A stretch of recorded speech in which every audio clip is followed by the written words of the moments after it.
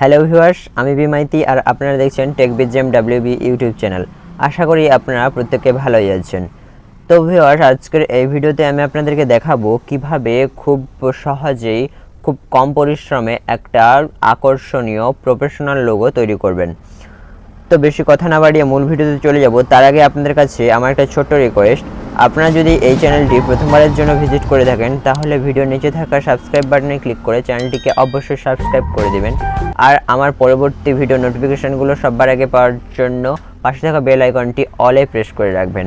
আর viewers, ভিডিওটি ভালো লাগলে প্লিজ একটা লাইক করে দেবেন। তো চলুন আর বেশি কথা না বাড়িয়ে মূল ভিডিওতে চলে যাই।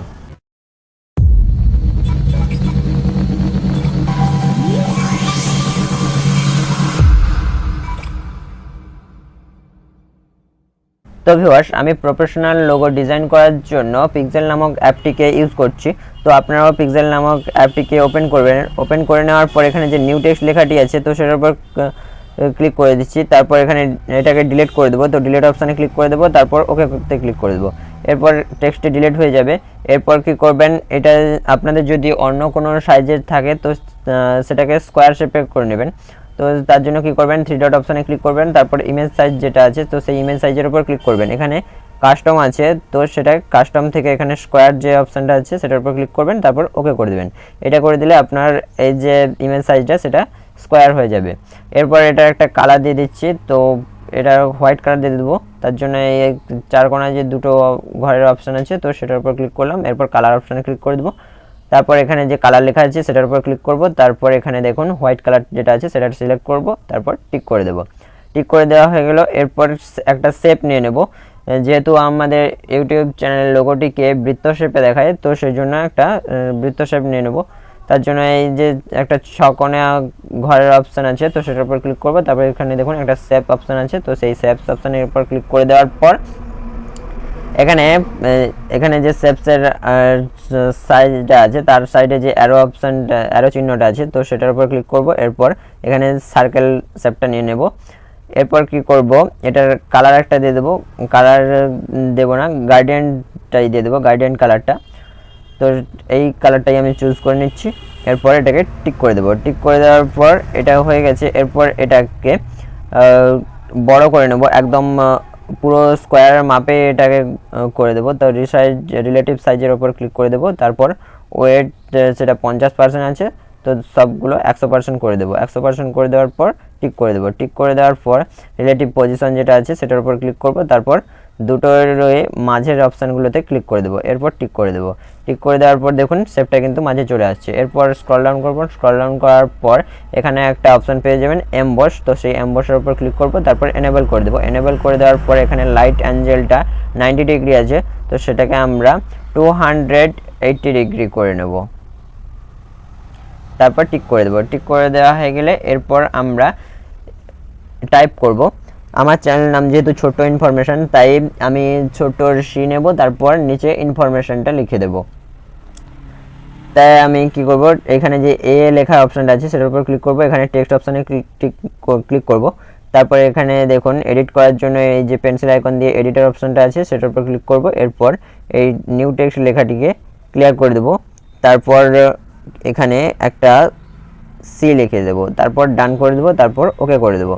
করে দেওয়ার পর এটার সাইজটা একটু বড় করে নেব। সাইজটা বড় করে নেওয়ার আগে একটা ফন্ট নিয়ে নিই। ফন্টটা আমি এখানে এই ফন্টটা ইউজ করব। তারপর এই ফন্টটা সিলেক্ট করে নেওয়ার পর ওকে করে দিলাম। ওকে করে দেওয়ার পর এরপর সাইজটাকে বড় করে নেব। তো সাইজ অপশানে ক্লিক করছি। সাইজ অপশানে ক্লিক করে দেওয়ার পর এটাকে পুরো একদম যত দূর যায় তত দূর একদম চলে যাব। 243 পর্যন্ত সাইজটা গিয়েছে তো সেটা নিয়ে গেলাম। এরপর টিক করে দেবো। টিক করে দেওয়ার পর রিলেটিভ পজিশন যে অপশানটা আছে সেটার উপর ক্লিক করব। তারপর এটাকে মাঝের দিকে নিয়ে চলে আসবো। মাঝের দিকে নিয়ে চলে এলাম। এরপর এটাকে টিক করে দেবো। এরপর আবার একটা টেক্সট নিয়ে নিই। তো আবার একটা প্লাসের উপর ক্লিক করে দিলাম। ক্লিক করে দেওয়ার পর আবার এডিট অপশানে ক্লিক করে দেবো। ক্লিক করে দেওয়ার পর এই নিউ টেক্সট যে লেখাটি আছে এটাকে আবারও ক্লিয়ার মেরে দেবো। তারপর এখানে লিখে দেব ইনফরমেশন।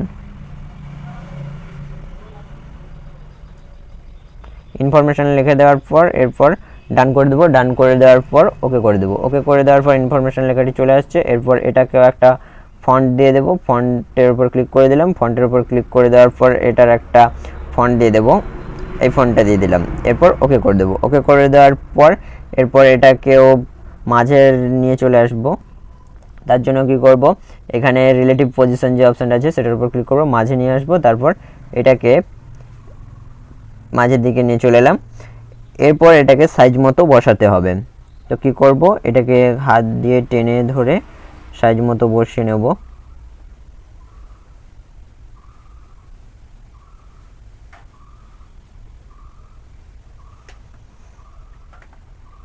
সাইজ মতো বসানো হয়ে গেল। এরপর কি করব, এখানে এই ওপরের যে তিনটে অপশান আছে তার মধ্যে যে মাঝের অপশানটা সেটার উপর ক্লিক করে দেবো, তারপর টিক করে দেবো। টিক করে দেওয়ার পর এরপর একটা স্ট্রোক দিয়ে দেবো। স্ট্রোক নিয়ে নিলাম। তো স্ট্রোক নেওয়ার আগে এটার কালার একটা দিয়ে দিই। কালারটা দেওয়ার জন্য এখানে কালার অপশান আছে, তো কালার অপশানে ক্লিক করে দেবো। কালার অপশানে ক্লিক করে দেওয়ার পর এখান থেকে একটা কালার চুজ করে নিচ্ছি, এই কালারটাই থাক, এই কালারটা। তারপর টিক করে দেবো। টিক করে দেওয়ার পর এরপর স্ট্রোক দিয়ে দেবো, স্ট্রোক ইউজ করে নেব। তারপর এনেবল করে দেবো। এনেবল করে দেওয়ার পর এটা ব্ল্যাক আছে তো ব্ল্যাকই থাক, তারপর টিক করে দিচ্ছি।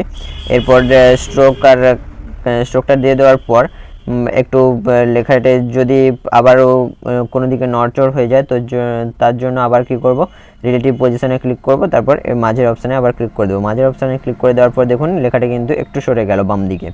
তো এবার টিক করে দিচ্ছি। টিক করে দেওয়ার পর এটাকে এই লেয়ার অপশানে ক্লিক করব। লেয়ার অপশানে ক্লিক করে দেওয়ার পর এটাকে লক করে দিতে হবে যাতে এগুলো আর না কোথাও সরে যায়, তার জন্য এটাকে লক করে দিলাম। এরপর বাকি থাকলো সি। তো এই সিটাকে কি করব, আরও টেনে ধরে বড় করব।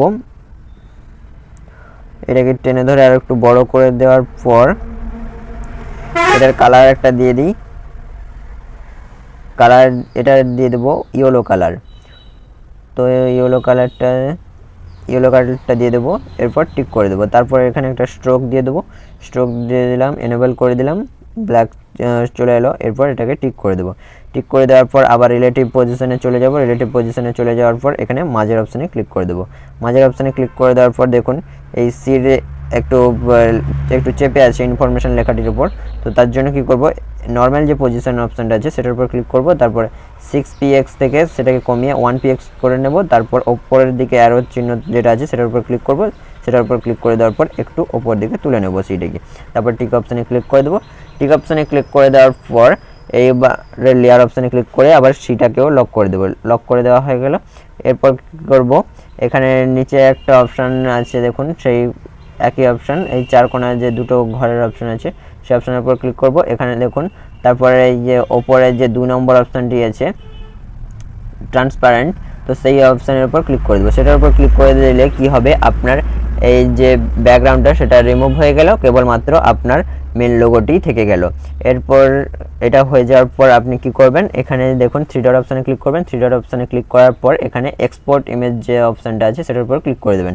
সেটার উপর ক্লিক করে দেওয়ার পর দেখুন এখানে ফরম্যাট পিএনজি আছে, তো আপনি এখান থেকে জেপিজিও করে নিতে পারেন। তারপর আপনি এখানে যে কাস্টম আছে তো সেটার উপর ক্লিক করবেন। সেটার উপর ক্লিক করে দেওয়ার পর এখানে আলট্রা করে দেবেন। আলট্রা করে দেওয়ার পর এখানে আলট্রা করে দিলাম। আলট্রা করে দেওয়ার পর এখানে সেভ টু গ্যালারি যে অপশানটা আছে সেটার উপর ক্লিক করে দেবো। সেটার উপর ক্লিক করে দিলাম। এরপর ইমেজটা সেভ হয়ে গেল গ্যালারিতে। এরপর কিভাবে আপনারা মোবাইল থেকে লোগোটি সেট করবেন আপনার চ্যানেলে সেটা তো আমি শর্টসের মাধ্যমে দেখিয়ে দিয়েছি। যদি না দেখে থাকেন তাহলে আমি শর্টসটির লিঙ্ক দিয়ে দিলাম এই ডেসক্রিপশন বক্সে, সেখানে আপনারা শর্টসটি দেখে নেবেন। তো ভিউয়ার্স, ভিডিওটি কেমন লেগেছে সেটা নিচে কমেন্ট সেকশনে অবশ্যই কমেন্ট করে জানাবেন।